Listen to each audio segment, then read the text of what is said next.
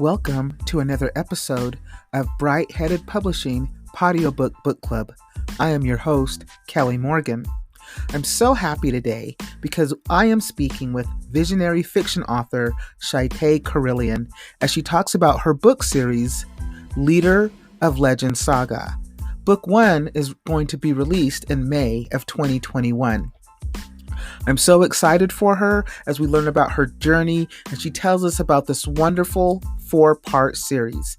This is an episode you don't want to miss. Welcome to the book club, our newest member, author Shytei Correllian.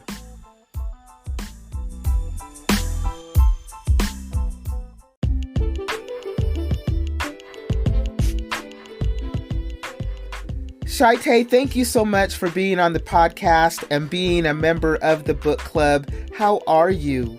I'm doing great, Kelly. Thank you so much for having me on. I'm very excited. You are very welcome. I'm glad you're excited because that makes me excited. I love to talk to authors and find out about their journey and how you became an author and all that good stuff. So we're just going to get right into it, and then we'll have time to talk about your wonderful books and hear all about them. So, you are a published author, right? You have books out there for sale. Well, yes, I signed with a publisher last October, and the first book was, I signed for 8 books. And the first one, we were hoping for release March 2nd. We had to push that date now to May 11th.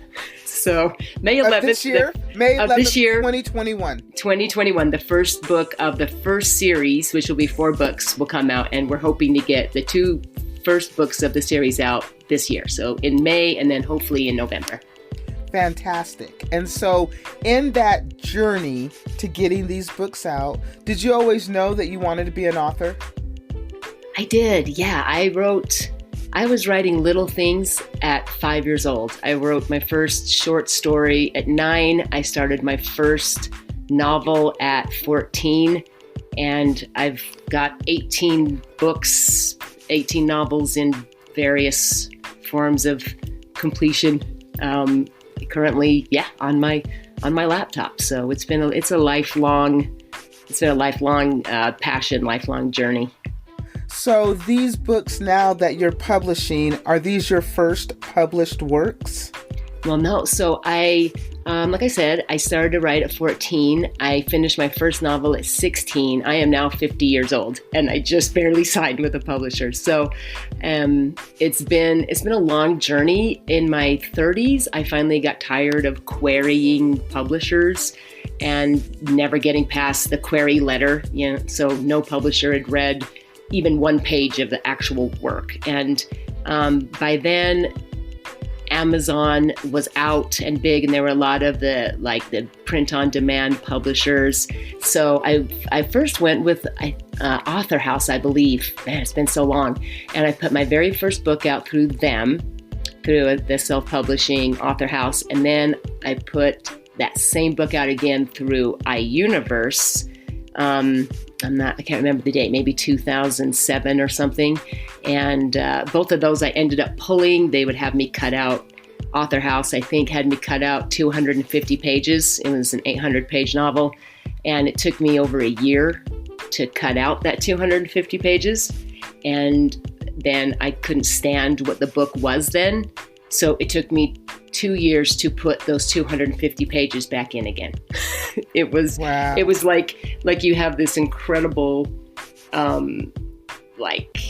woven rug, and you are just pulling out individual threads of the story, and it just made a huge mess of the rug. And so I pulled it from them, and I tried to put the 250 pages back in, which was far harder than even taking them out, and then re-released it through iUniverse. Like I said, I can't really remember. I'm not too good with dates, but I think about 2007. Wow, so it has been a journey. This novel's been with me. This first one, I started to write another novel when I was 14, which is a separate thing. But this one, I wrote the first version. The name of the book is Wing and Neon. and it was originally called Merer, all very hard words to say. And I wrote the first version of that at 16, and it was about 260 pages. And my mom, I found out about a writing contest in Salt Lake City. And I was like, sweet, I got to enter. This is exciting. I got to enter my novel.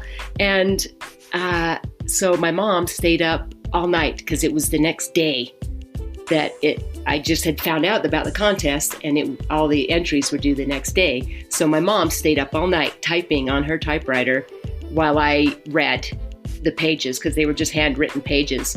And I read the pages and she typed it up, and we were so excited. We stayed up literally for like 36 hours, just typing and grabbing a bite to eat and typing, and ran it all the way to Salt Lake, because I grew up in Logan, so an hour and a half away. So we ran it to Salt Lake, and we get in there just in the nick of time. And the women there at the desk look at the manuscript, and they handed it right back to me. And we were wondering, what's wrong? What happened? Everything we've just gone through to get this. And they said, it's not double spaced. Wow. And so that was it. You didn't get to enter the contest? No, because it wasn't double spaced. And we were on my mom's old Smith, what is that? Smith Corona, typewriter. Typewriter, with that stand up on the pegs, and, and you're like, tonk, tonk, tonk. And, didn't read the fine print, I guess, about the double spacing. So yeah, all that work, and they just handed it right back. Now look at you, You are signed. You're signed with a publisher, and you're about to bring out this series of books. So let's talk about the books. Tell me about them. Tell me about the book that's launching in May. Okay, so that is that original one from when I was 16, renamed Wing and Neon, and for this publisher, because we had to wipe everything clean of the self-publishing. So I've been trying to wipe everything off of Amazon and Goodreads and, and all these venues that I'd put it out. So we're putting it out, and it's called Wing and Neon. It's book 1 of the Leader of Legend Saga. And coming out May 11th, there'll be 4 books. It was kind of written, I never have a plan for my novels. They just happen. So as this happened, this first one is more like the 3rd book, so it'll come out more like Star Wars. So so it'll be 4 books. The 3rd book, which is book 1, is Wing and Neon. The 2nd book is Jason and Tama, and then we will go with Lant and Monterey, and then Lyric and Seka. And it's all in the same world. It's all a family saga, but Wing and Neon is actually, if you look at it chronologically, would be the 3rd book in the series. So these are characters. These are all character names, I'm assuming. Mm-hmm, yep. And so this is fantasy, science fiction? Well, that was the problem. The closest I ever got to a publisher before this time was a company in Los Angeles. I can't remember their name now, but they were the first and the only ones to ever actually read the manuscript. And it made it through all of the readers, they're like screener readers, got it right up to the main guy that owns the company. And he did a soft pass because he said he didn't know how to market it. And has always been part of the problem with my writing. It's not science fiction. It's not pure fantasy. And so that was when I found, because I'd never heard of the word visionary fiction until just a few years ago. And when I saw that, I was like, boom, finally, I found exactly the right genre for my writing. Because before that, it was under epic fiction fantasy, which still didn't really fit. When I discovered the genre visionary fiction, and it was to a visionary fiction publisher that I finally found and submitted to that accepted it. And I was like, oh, thank goodness, I finally found the right fit. So what is visionary fiction? What is that genre? What does that mean? To me, visionary fiction it would be the opposite of dystopian or apocalyptic fiction. It's, everything's going to fall apart, but ultimately it's hopeful. It's about building a new world out of the ashes of the old. That's that to me. And when I've looked up other definition of visionary fiction, it fits in there. More metaphysical, more spiritual, but more about building new worlds that eventually the universe will lean towards the light if you give it long enough. So in the first book, which launches in May, you said it's a series of 4, correct? Uh-huh.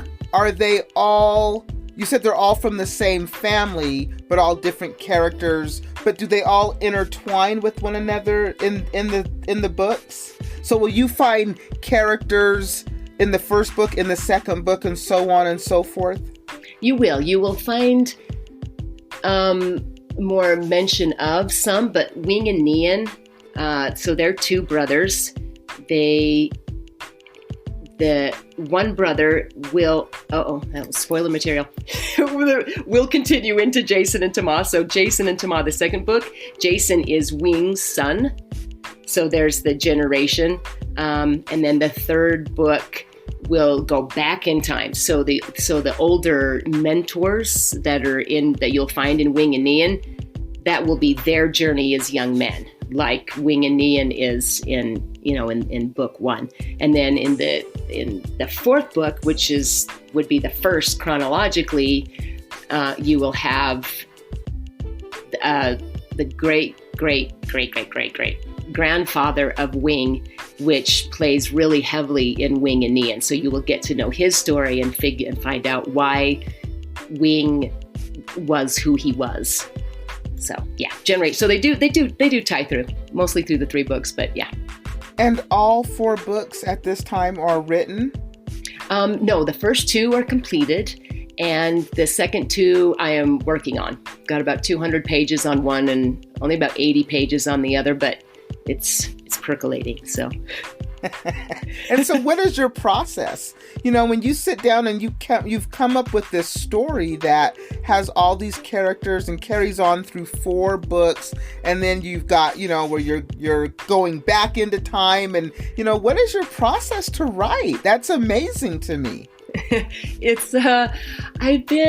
guess I'm really, really lucky because I've never sat down, I've never plotted a story, I've never thought up a character, I've never done this like you write the beginning and the middle and the end, and then you fill in the middle. I've always written through like dreams or visions, or like Wing and Nian came to me. I was 16 years old and I was just sitting on my bed and I was just looking out the window, and all of a sudden in my mind, I saw Wing, the main character, standing under a tree and the last leaf of fall. So it was autumn time, and there was one leaf left on this tree, and it fell at his feet. And I watched this leaf fall past him. And then when it landed on his feet, in my mind, I saw like stood back when you have like kind of more of like that vast view. And I saw him standing in this little valley, and it was so perfect and so beautiful, surrounded by these huge mountains. And I was like, oh man, I went and I sat down and I just started to write. And the first 260 pages of that story fell out in like a week.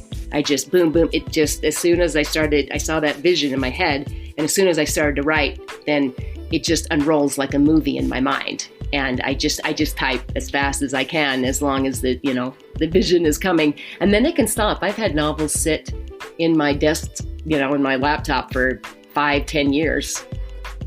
Because I'm like, and then just one day, it's like the movie will start up again. And I was like, oh, that's it. And then as soon as I start to type, then it keeps moving in my head until like the film runs out.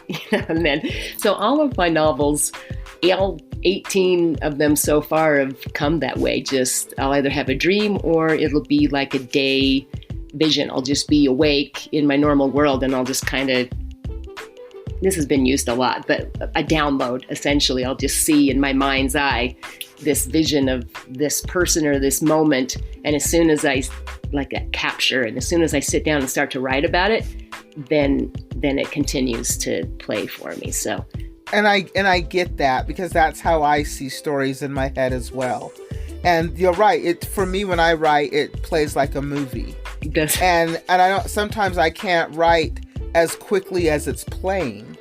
Oh, that's the frustrating part, isn't it? You're like, whoa, no, slow down. I'm going to miss a detail, crap. Right? So, yeah, that's so beautiful. It's a strange thing if you've never had that experience before, but I get it. I can completely relate. You know what I'm talking about. Because, you get that like shot, that vision, that picture in your head, and then you just have to write it down. Yeah. Right, and then it just comes. The dialogue, the characters, the entire scene. It comes. They just start speaking, don't they? All you have to do is just listen and try not to interfere too much. And I think those who are writers would probably say they experience the same thing, especially those who are fiction writers who are writing novels and even short stories. It just plays in your head like a movie. And my problem with writing is how much detail do I write on the page that I see in my head? I don't want to over explain the scene, but my goal is that I want you to see what I see. Yes. That's beautiful. That's so fun. And so doing that is the trick. That is the trick with being a great writer, right? Being able to convey that and not bog somebody down with all this unnecessary detail. That has been my problem when I write, because sometimes I'm like, oh my God, but I want you to know about this lamp because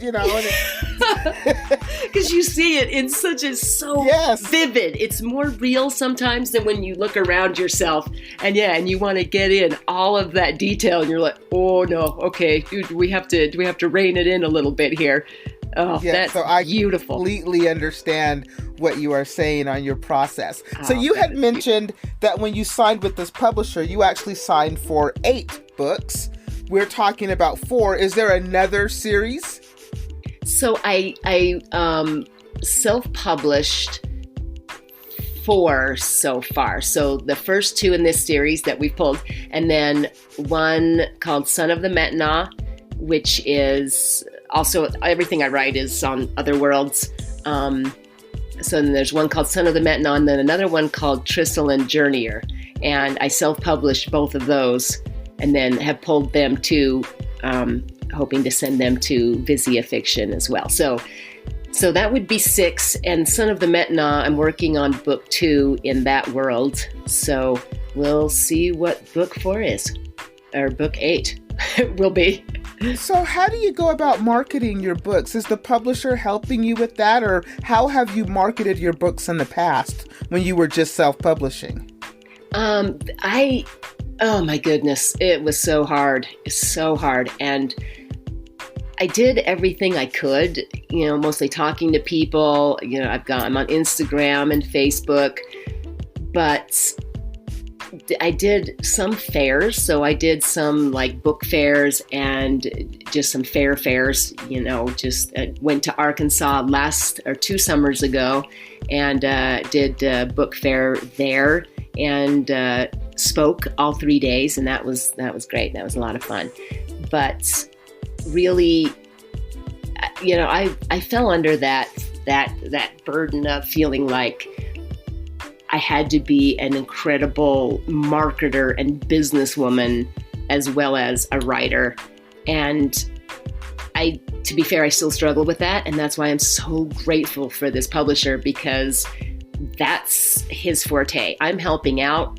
I'm doing everything I can to, grow my audience on Instagram and on Facebook, and I'm not doing too much on Twitter, but I'm sure there is so much to keep up with. But yes, he's doing a great deal in the marketing, and then I am also, helping out as much as I can with that currently. So. Yeah, that can be probably more challenging than writing the book, is marketing the book, especially if you're going to self-publish. And today, the publishing world is so different, where you will have publishers that will want a marketing plan.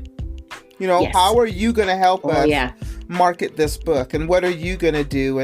And so you have to kind of put on that entrepreneurial hat to figure out the best way to, reach your audience, because there's an audience for your book, right? But you just have to know where to find them and where are they and how do I get to them? And that can be incredibly challenging. So congratulations on you for signing with a publisher that can help you with that piece of the marketing. And look, you're on the podcast, right? Yeah, so this is great. Yeah, it's so fun. I mean, you are helping so many artists, too, by doing this, because you're right, podcasts and talking to other people. I mean, what an amazing world we're in now that just did not exist 40 years ago, 30 years ago even. You know what I mean? And it makes amazing. The world, we can definitely be far apart, but still come together. I've spoke to authors all over the world, who are all, wanting to market and promote their book and themselves. And so if I can help, I'm more than happy to do that.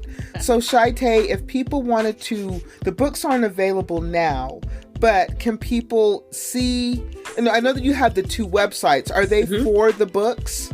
Yeah, one is shytei.com, and that's more for me and my blog. And then there's shyteicorrellian.com, which is just for the books, just for the writing.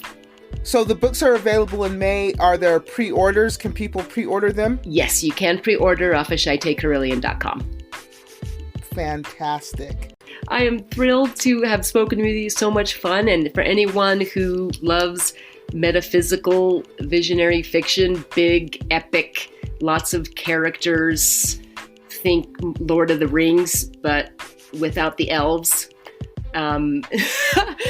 With a big cast of characters that can be hard to keep up with in the beginning, but eventually they all the threads pulled together. And I have different languages in there, and that they speak, and they travel, and it's an end. It's in Wing and Knee, and it's an end of a world. Literally, that these 2 brothers come together that are so strange among their people. And then these 2 brothers come together, one white, one black. Nian was adopted into this family, and Wing doesn't look like his people either. He has black hair and olive skin, and their race is just like white with brown hair and hazel eyes. And so here's these 2 brothers, and they are in this world where nobody leaves and nobody comes in, and only one book is read, and they struggle so hard to be who they are in the midst of everything that their people expect from them. But these challenges that they have, these 2 brothers end up birthing a whole new world out of the ashes of the old. And it's a beautiful story. I know it can take people a little while to get into it, because there are a lot of characters and, as you said, a lot of details to set up. But once you get there, the book will really carry you along. And I think people can really, really relate to these brothers and the struggle of how do you be who you are and not let your people down, not let your family down, not let the people who love you down. But how do you balance that with being who you truly are and feel you need to be inside? Now, you said that the books are always set on other worlds. They're not set on Earth, right? You could almost transplant Earth to their world is called Lear, and their continent is called Lenta, and they're in the little valley of Raiv. And you have a race that's like more nomadic, and then you have a race that is more like Japanese, and then you have like the high Himalayan type people. So it's almost kind of like Earth races transplanted, you know what I mean, onto another world. So that's another fun thing I think that a lot of people will be able to relate to. Is it's kind of like Earth, just not on Earth. Just not on Earth. Very cool. So have you ever thought about putting the books on audiobooks? Yes, and I talked to the publisher, and he is going to do that. I'm so excited because I've had so many people ask me over the years that have said, I'm not a reader. They're like, to be honest, I will never read this unless it's on Audible or on, as long as it's something they can, an audiobook, absolutely, yeah. And those types of stories, for me, I love to listen to.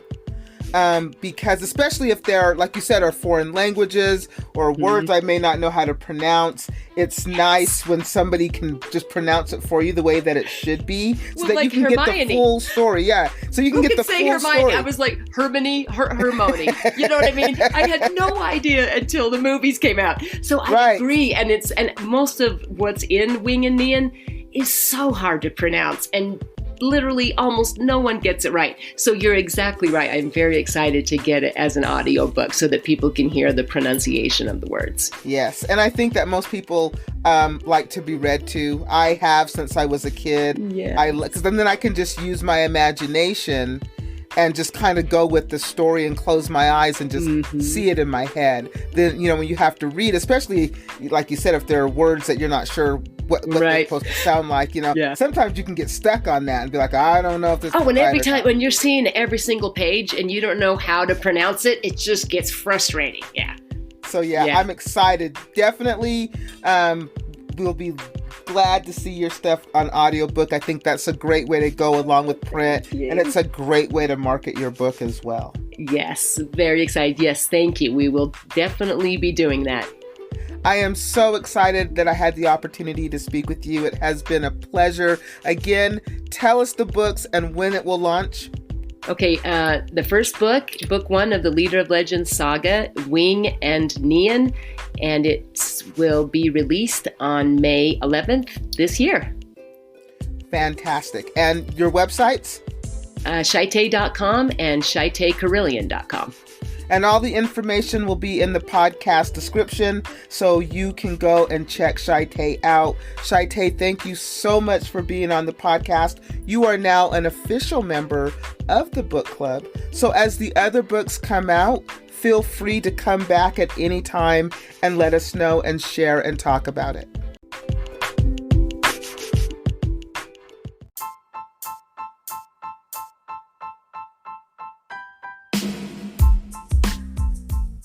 Thank you for listening to another episode of Bright Headed Publishing Audiobook Book Club. I have been your host, Kelly Morgan. I just wrapped up with visionary fiction author Shytei Correllian as she talked about her book series, The Leader of Legend Saga.